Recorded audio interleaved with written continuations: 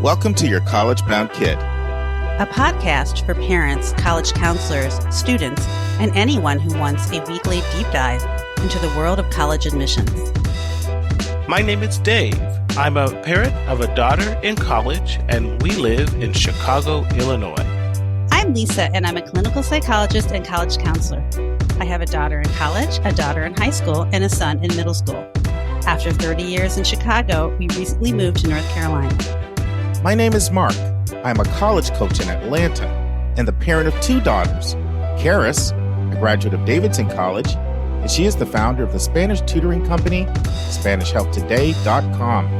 And Joy is a graduate of the University of Georgia, and she is getting her master's degree at North Carolina State University. Good morning, friends. I'm starting a whole new series. It's going to be just reflections on this admission year that just was completed. Observations, trends, and I'll be sharing that over. I haven't even decided how many weeks I'm going to go yet. I'm still actually doing the research. But I'll start up today with a few observations. And then we're going to dive into an interview. It's a brand new interview, one I'm really excited about, one I think will be really helpful to a number of our listeners. It's with Julia Shields-Rutyna and Jonathan Hughes, and they both work for MEFA. And we're going to be talking about paying for college, and it's going to be over the next 3 weeks. And today's entry is longer than most of our interviews, which are normally around 20 minutes. This one's closer to 30, so I just couldn't cut it off when I was editing. I just was like, let me stop here. No, let me stop here. No, and I just kept going. So what I'm going to do is make my comments today a little shorter than probably they'll be for most of my other entries. But my first observation from this year has to do with the city of Boston. And it kind of makes sense because MEFA's a Massachusetts headquartered organization. So we'll stay in that state for today. There's just a lot of interest in Boston. And there's a lot of interest in Boston for a lot of really good reasons. So the last time I was in Boston, it was 2019. I say that regretfully because I was supposed to go in 2020, in 2021, in 2022, and in 2023 to attend the Beans tour. And COVID knocked it out all 3 times. And then this year it conflicted with the SACAT conference. So anyway, the last time I was there was 2019. And I was at Harvard for a week of just additional professional training for counselors. And I stayed around afterward. And I was just talking to some restaurant owners. And I'll never forget this one restaurant owner telling me that this city is like a tale of two cities. There is the city when college students are here, and there's the city when college students are gone. And they're two completely different cities. And what he was referring to was the fact that Boston has the highest percentage of college students in one place of any city in the country. You know, you literally have these 50 colleges within 10 square miles of each other. And so I totally get the intrigue and the fascination about going to Boston for college, especially if you're somebody who likes cities and if you like the Northeast. And I am certainly not trying to deter anybody from doing that. Have kids at all of these Boston colleges, or most of them, not all, and I'm constantly recommending Boston colleges and Boston universities. But I do want to share another side today.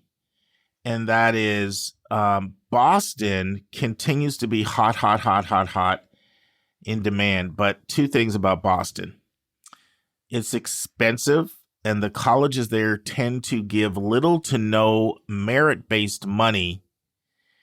And there's a lot of people who cannot pay their expected family contribution, whether that be $85,000 to $90,000, which is the price point for some of those schools, or if your expected family contribution is half of that or a quarter of that. A lot of people can't pay that. And so you need to know that a lot of the in-demand schools in Boston, the ones people seem to be most interested in, are definitely not going to be your best financial bargain. Now, I'm not a fan of treating education as a commodity. I don't believe that you say, okay, which school is cheaper? In fact, you want to know something that grinds my gears? I'm going back now over 15 years and I'm still exercised by it. I once had a family that picked a school because they said it was $110 cheaper than the other school, and I almost blew a gasket. So I'm not a fan of that.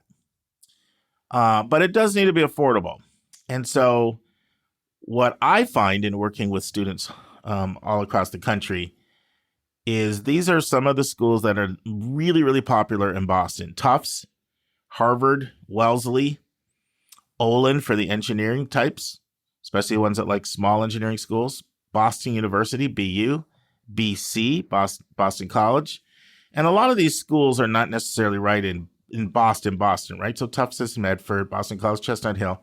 Some like BU are Boston proper, Wellesley, obviously in Wellesley, Olin and Wellesley, Northeastern, Boston, MIT, Cambridge, Boston, Harvard, Cambridge, Boston, Babson, another one, Wellesley, Brandeis, Waltham. But these schools are some of the hot schools that people like to go to. But guess what? These are the hardest schools in the country to get into.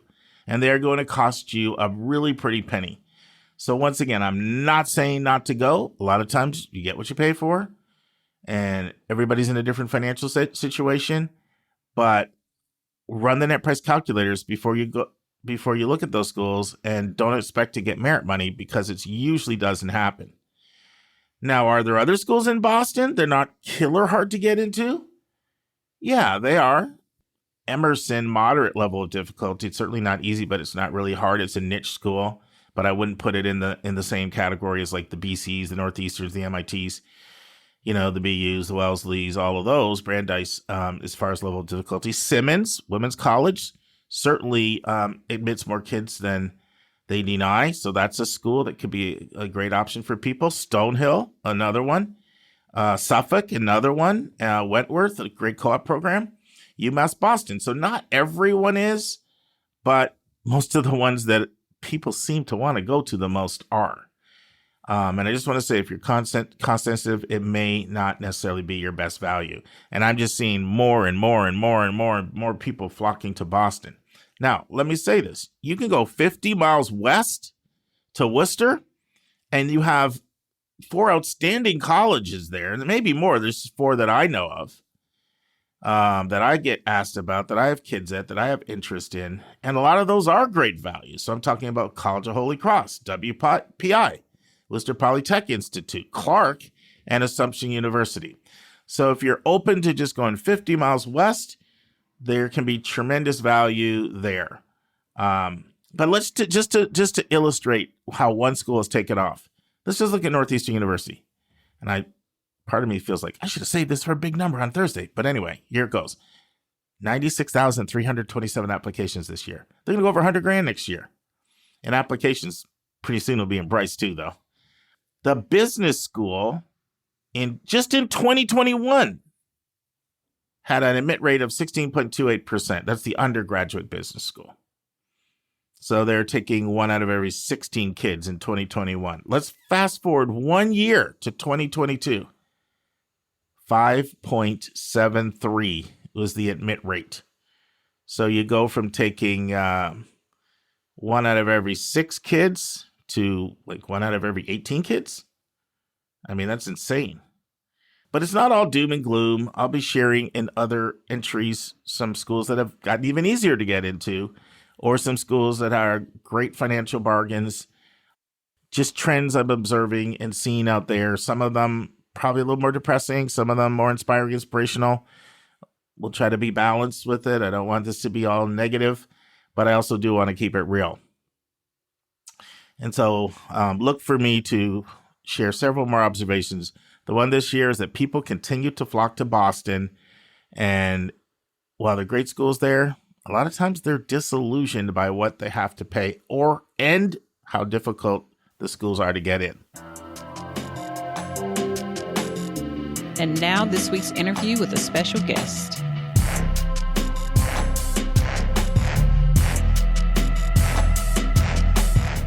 All right, friends.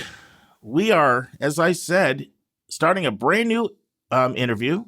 It's with MEFA, which is a Massachusetts organization. And it's about paying for college, which is a really important topic, especially at this time of year. And we're going to talk a lot about different aspects of paying for college. We've got 2 veterans who have both been at MEFA for a long time. Julie Shields-Rutyna and Jonathan Hughes. And I'll let you hear about their backgrounds because they also have extensive experience in some cases outside of MEFA, in some cases at MEFA. And we're going to just cover a wide range of topics. And so if you are a senior and you haven't made your admissions decision yet, you might want to listen to this. Or you haven't figured out how you're going to pay for college, you may want to listen to this. If you're a parent of a junior, sophomore, freshman, eighth grader, and everything else, take notes, listen. There's a lot of information that you can apply to your students as they embark on their search. But this is part 1 of 3 with Julia Shields-Rutyna and Jonathan Hughes. Listen and enjoy. Friends, you're in for a real treat today. We're here with Jonathan Hughes and Julia Shields-Rutyna from MEFA. How are you, Jonathan and Julie? Doing well. Great. How are you? Great. So was it Jonathan or Julie? I can't remember. One of you reached out to us at Your College Bound Kid and talked about coming on the podcast. Was that you, Jonathan? I'm trying to remember. Actually, I believe it was one of the folks that we work with, Lisa.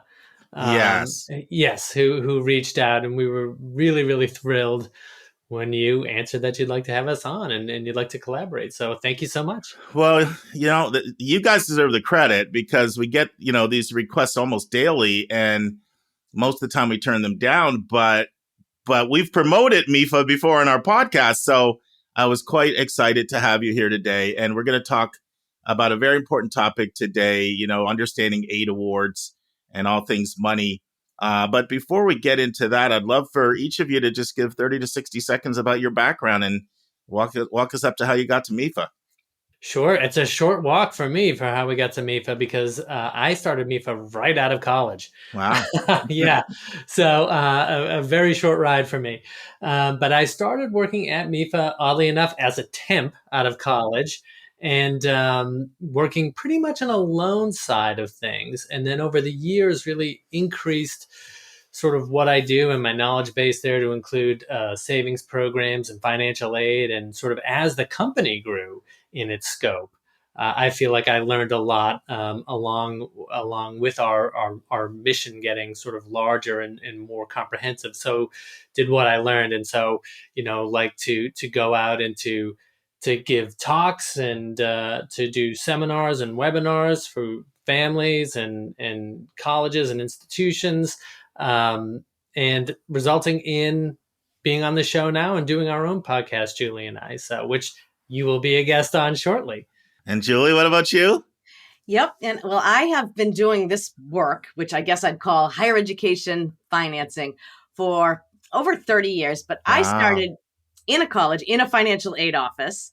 And so I worked in financial aid offices for a long time, became a director of financial aid. And that's kind of my background and love. And then I worked for a couple of student loan companies, and I worked for the College Board before I came to MEFA, maybe 18 years ago or something. So I've been at MEFA a long time as well. And, what I love about this work is it's never done. There's always more to do. There's always more students to help and all of that. So it's great. So 2 questions. You have to tell us what schools you worked at, Julie, because I know we're all intrigued. So what schools did you do? We're in the financial aid office, and you were a director as well. Yep. So I was at Harvard University. So and then I worked for the Graduate School of Arts and Sciences, the Graduate School of Design, and I was the director of financial aid at the Harvard Graduate School of Education. So now we know you're humble, because most people with Harvard, they find a way to drop that H word in there, and I had to pry it out of you. So. I do the opposite. I know. Well, you're like one of our co-hosts who is a graduate of Harvard Medical and Princeton undergrad. And growing up, he would never tell people he went there. He would say, I went to Maddie College, which is like the small little residential college at Princeton, because people would be like, let me touch you. What's 69 times 113, smart guy? And so he just downplayed it. But listen, we've said a lot about MEFA, but I realize that some of our listeners may know who MEFA is, are very attentive ones that haven't missed an episode when we've done recommended resources twice on MEFA, but a lot of people probably don't. So Jonathan, you want to take this question? Who's MEFA? Sure, yeah. MEFA is a public authority, and we were created all the way back in 1982, so we just had our 40th year anniversary. Congrats. Thank you. We were created by the Commonwealth of Massachusetts with a mission to help families to plan, save, and pay for college. That's expanded to career readiness and reaching financial goals as well. And I'll talk about, how we do that. But first, I want to be clear about something that's very, very important. And that is, even though we were created by the state of Massachusetts, we help families all over the country. So you do not have to be a resident of Massachusetts, or you don't have to be coming to a Massachusetts college in order to take advantage of any of our services or our offerings. Okay, so what are those? Well, we offer 2 college savings programs. That's the Massachusetts 529 plan, the U Fund, and the U Plan prepaid tuition program, which is one of the first prepaid tuition programs actually in the country. And then we also offer the Massachusetts ABLE plan, which is a program that is similar to the 529 plan. In fact, it's a different type of 529 plan, but it's a tax-advantaged way for individuals with disabilities to save and use for expenses related to, everyday expenses, or could include education. There's really a wide variety there. So that's what we do on the savings end. We also offer a competitive fixed interest rate loan, educational loan, family educational loan. And again, I want to stress that you don't have to be, going to Massachusetts or being from Massachusetts to take advantage of that either. But a large part of what we do, a really important part and sort of ever-growing part, is that planning part, plan, save, and pay for college. And so a lot of that is free guidance and free education. And then hopefully, you say you've highlighted some of the things that we do on the show before, which we're very honored that you do that. So thank you. And, that's probably, I'm imagining, some of the guidance tools that we have. And I think we'll talk about all the different ways in which people can interact with us. But one thing I wanted to stress that we do have that I think really does make us special is that we have, as we say in our show, a bench of college guidance experts that are available to help you. So actual people, human beings that you can call, email, set up a one-on-one appointment with, and just ask those questions that everyone has in their mind of, what if college isn't right for my child, or how do I get my child to college, or how do I start saving, or how do I file this financial aid form? So a lot of what we do is offering free guidance. We like to think of ourselves as a public service resource for all sorts of students and families to use, and not just ones from Massachusetts. So that's generally who MEFA is. Yeah, and I would add that 2 of the free resources that you offer that I've highlighted on our podcast before are your webinars and your podcast. Those are fantastic free resources for families. And, we have a lot of college counselors that listen that really oftentimes may not have a grasp on the money piece as much as they may other pieces of the process. And it's great professional development for any college counselor and for a parent who really wants to figure this stuff out. So I had to throw that in, and I'm sure we'll mention that again. Julie, why don't you talk about the timeline for admissions and financial aid offers? Sure. Yeah. So the regular admissions timeline is really in the winter. Students' winter of senior year of high school. January 15th is a big deadline. That's kind of the timeline that students would be applying for admission. And then they would probably hear about their admission later spring, March, April, and probably have to commit to a college by May 1st, which is generally National Decision Day.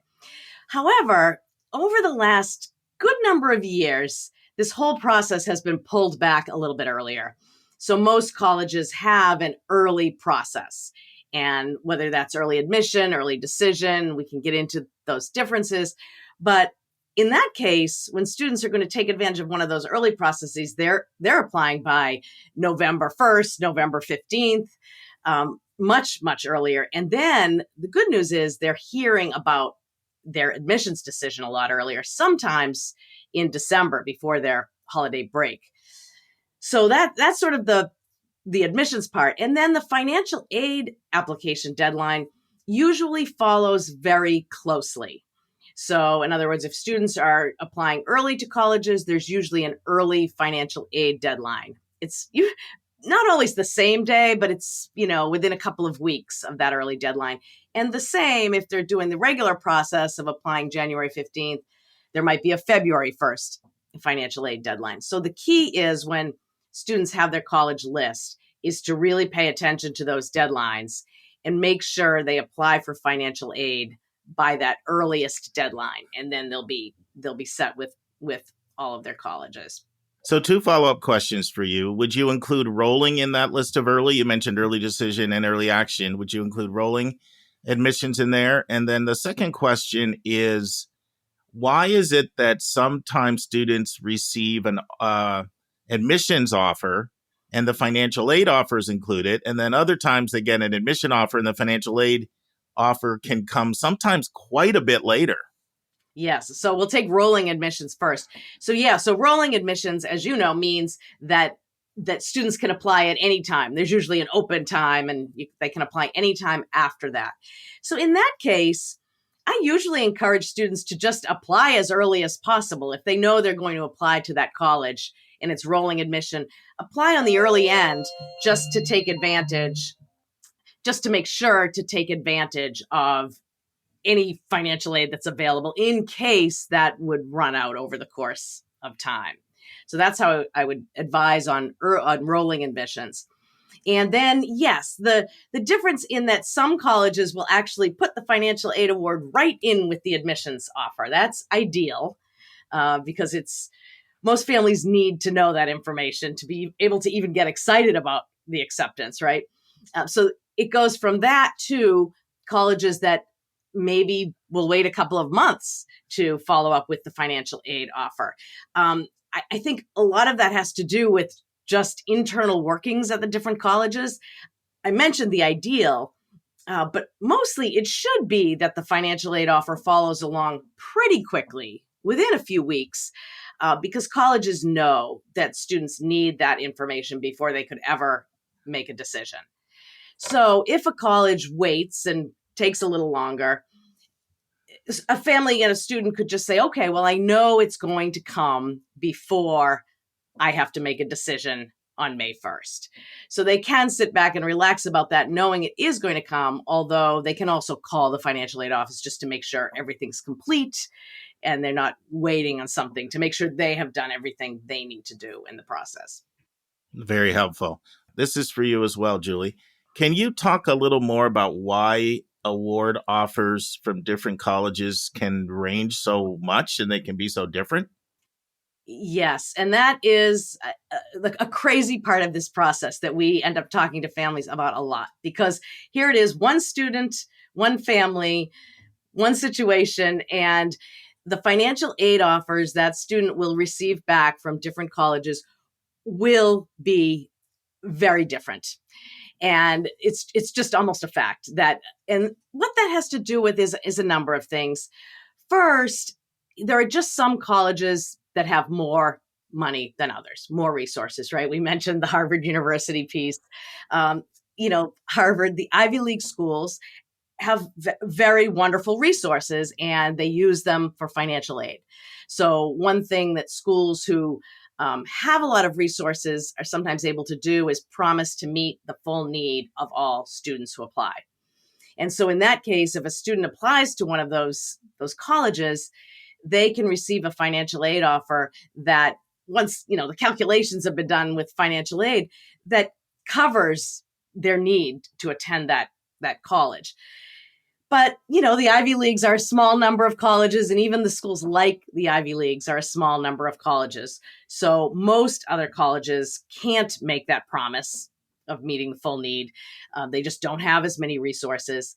But even in that category, there are some who have more money to spend and they direct it to financial aid, and other colleges may have other ways they direct. So all of that on the resource side of the colleges is one big reason.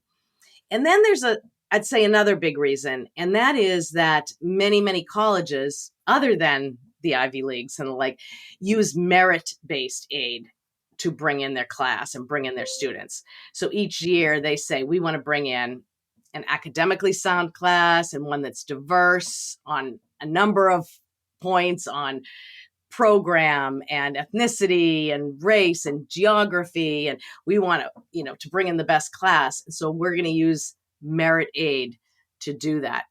So one student could maybe fall at the top of the admissions pool at one college and be eligible for a big amount of merit aid. And maybe at another college, they're still a strong student. They're going to get admitted, but they fall more in the middle of the class or even, in the second half of the class that's admitted and maybe wouldn't be eligible for merit aid there. So that can be another reason that those award offers differ so greatly.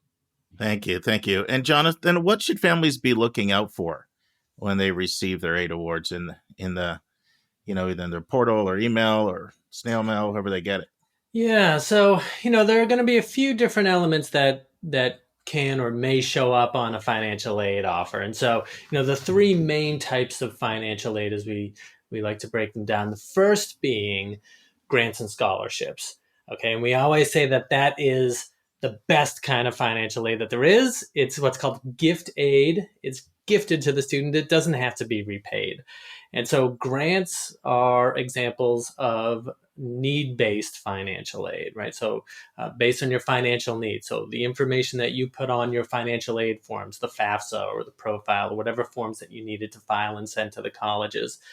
And examples of need-based grants might include things from the federal government, like the Pell Grant. So you may be a Pell Grant eligible student.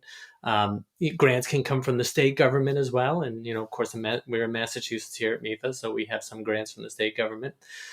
Scholarships are examples of what Julie just mentioned, merit-based aid. And so this is something that is awarded on the basis of the student or student achievement or who the student is. And, for the most part, those type of aid programs are going to come from the college. So most scholarships come from the college or university themselves.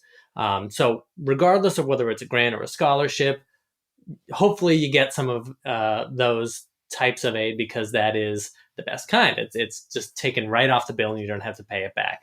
So those may be there. There's another type of aid called federal work study. And essentially that is... and that may or may not show up on your financial aid offer.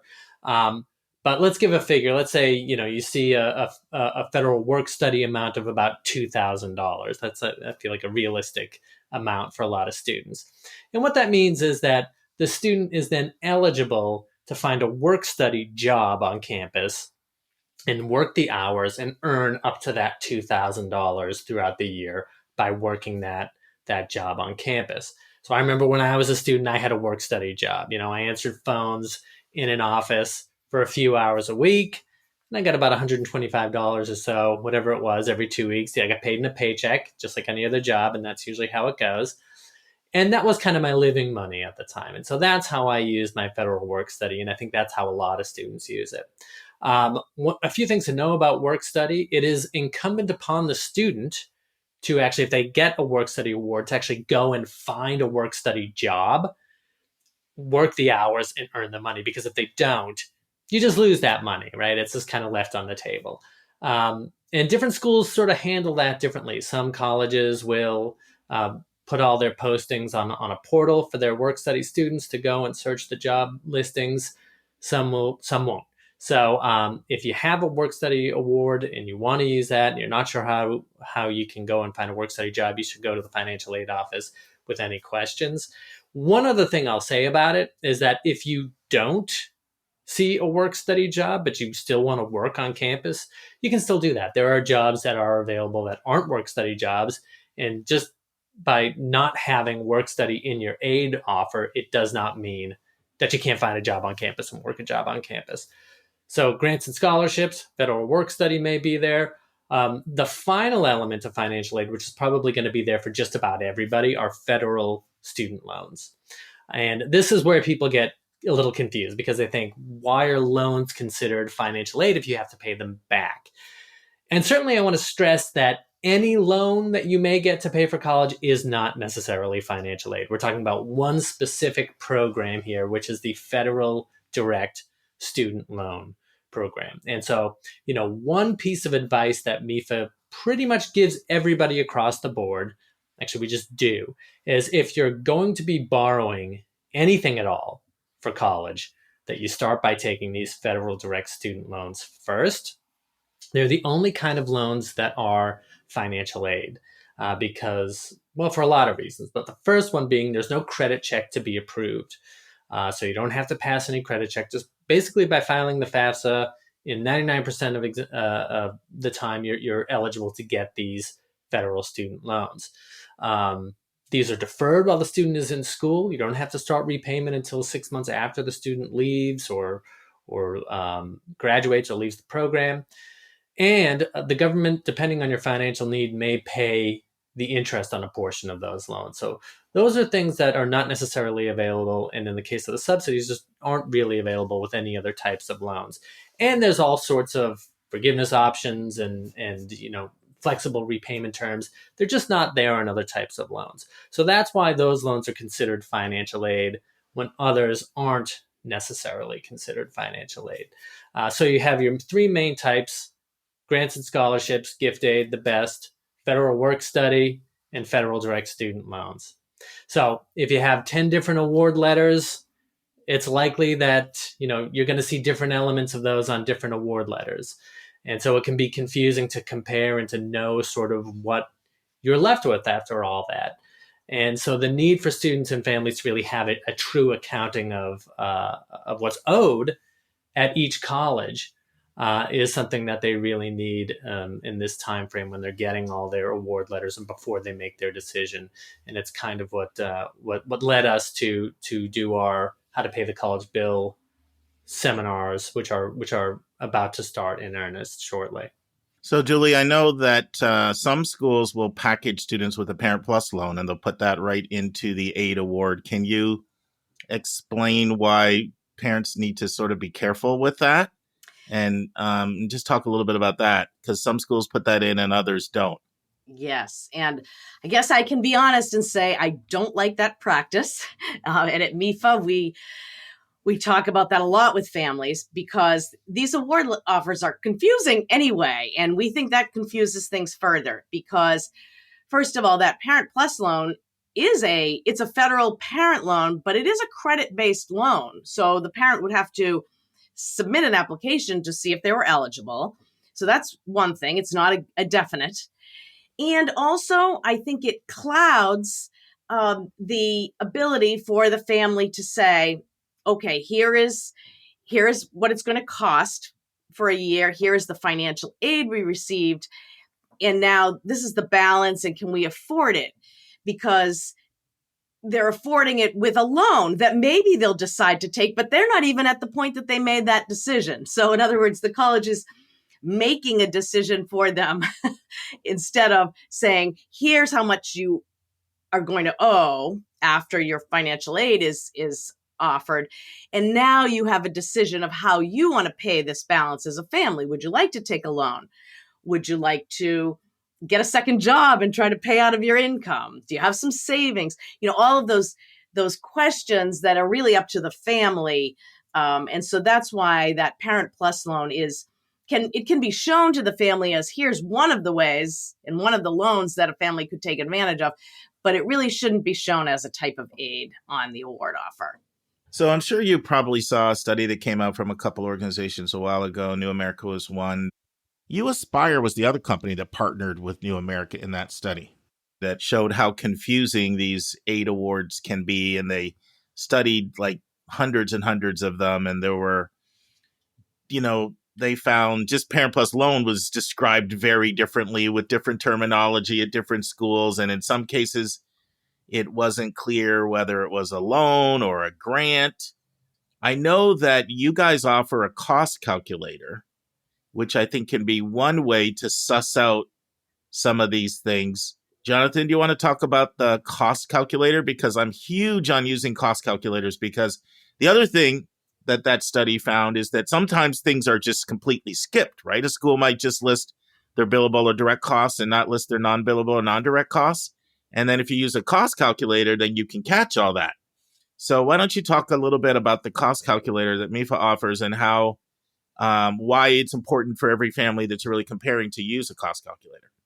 Yeah, it's funny. I saw that survey that you were talking about, and these are issues that are, have been talked about quite a bit in these circles over the past years. The lack of uniformity in financial aid offers and the difficulty in understanding. So yeah, that would be great to get some more uniformity and some more clarity there. And the MEFA College Cost Calculator is a part of our efforts to help families to do just that, right? So the way our calculator works, and it's part of our, as I said, our How to Pay the College Bill campaign, which we encourage people to actually go and attend the events and to look at their financial aid offers and to compare them and to see what the balance due is at each particular college, because until you do that, you really can't make an informed decision. And so there are line items on each college financial aid offer, whether it's tuition or room and board or fees, an estimation for books and supplies, things like that. And then there are an itemization for your aid. So you have your federal student loan there. You may have your work study there. You may have a Pell Grant or a grant from the college or a scholarship from the college. And what our college cost calculator allows you to do is to go in, put in your college, list all of your items of expenses, first of all, and then list all of your items of aid. And then the calculator itself will first total up the expenses, total up the aid, and subtract the aid from the expenses and give you a sort of running total at the bottom of what your yearly cost is. And then you can go and add up to I believe 6 colleges on it and to compare. And so you can print that out and have that to look at to really know what it is that you're going to be financing for the full year. And this needs to be done by May 1st, which is the deposit date that you need to make your decision on. So you really need to know what you have to pay for so you can make a plan to actually pay for that. And then you can go and look at maybe loan calculators or see what you have out of pocket that you can pay before you get to borrowing. So calculate, first of all, what it is that you have to owe, how you can formulate that payment, how you can finance that. What is that going to be on a monthly basis to you while your child is in college and afterwards, if that includes loans? No, and I think it's really important because it's really easy to overlook a line item, especially if a school doesn't put it in their aid award. You have to be pretty familiar with all of these things, or you can just look at an aid award and you might not catch something like, hey, how come this school doesn't have transportation and this school does? Or this school has books and supplies and this school doesn't, or spending money. And then you also have to be careful with even health insurance because, and how health insurance. You want to talk about that, Julia, about health insurance and how that can be tricky and how that can snag some people? Yes. Well, colleges are required to make sure that their students have health insurance. So they usually put a health insurance expense right on the bill to start with. But many, many students will continue to fall under their parents' health insurance until they're 26.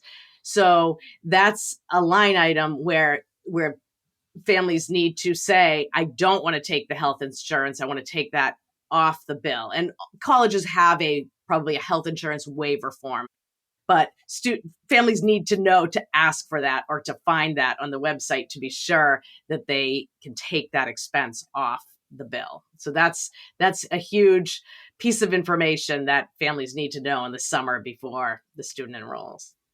Yeah, and I just want to follow up with that. Like, it's really important that you have this conversation because I've worked with some students that, one, the school didn't take the health insurance the family had.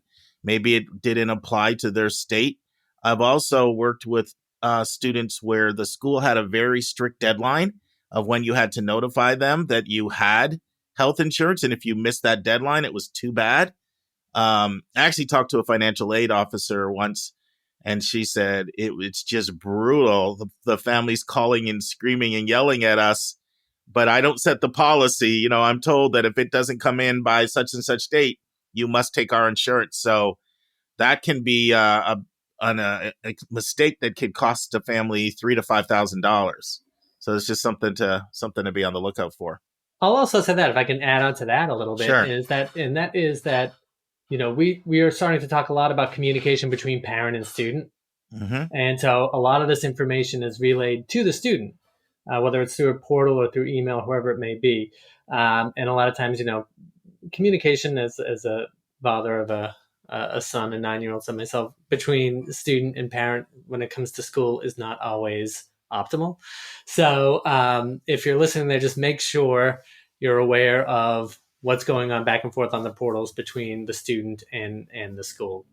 Yeah, that's actually really important. Sometimes students will let their parents have access, so there's another set of eyes, so you don't miss really important things. And that can apply to financial aid as well as other things like orientations and in housing deposits and roommate surveys and lots of other things. And so if a student is willing to let a parent have that other set of eyes, I actually recommend it, because so much stuff can get missed, and it's not good. Friends, hopefully you enjoyed part 1 of my interview with Jonathan Hughes and Julia Shields-Rutyna of MEFA. This is a 3-parter. So you thought they had a lot of wisdom now? You got to come back next week for part 2 of 3. On Thursday's episode, Vince is in the saddle, and we're looking at an article from John Beckensted's admissions blog, and it's called Why Were You Denied? Vince and I will be discussing that. And our question from a listener, Lisa and I will continue with our 4th part in a series of looking at students and parents who are disillusioned with the college admissions process. We're doing this so that you will not be disillusioned.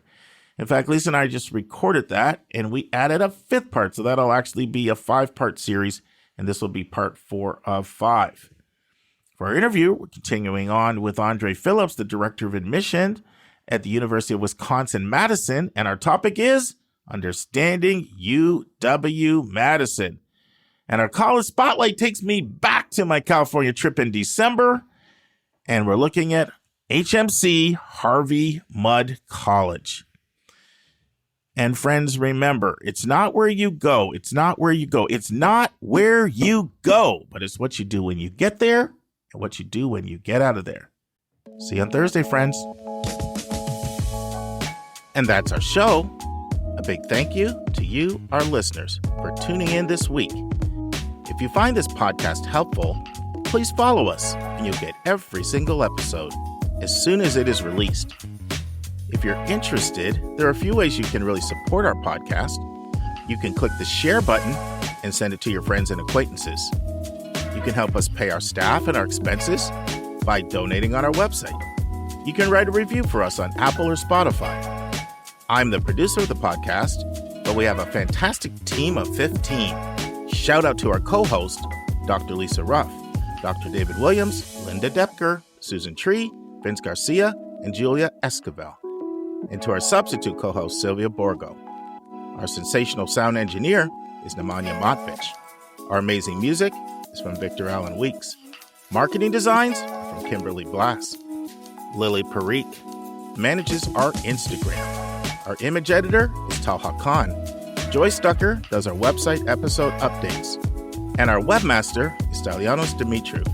And if you want to have a coaching session with Lisa, Linda, or me, just text me at 404-664-4340. If you have a question you want us to answer, or if you have a recommended resource or article you think we should discuss, just send it to questions@yourcollegeboundkid.com. Our favorite method is for you to record your own voice at speakpipe.com/YCBK. By the way, check out our website, where you'll find lots of content that is not on any podcast app. Our website is yourcollegeboundkid.com. If you want to learn about other hot admissions topics, follow us on Twitter at YCBK Podcasts. We think of you as our listening family, and we look forward to meeting again with you every single Monday and Thursday.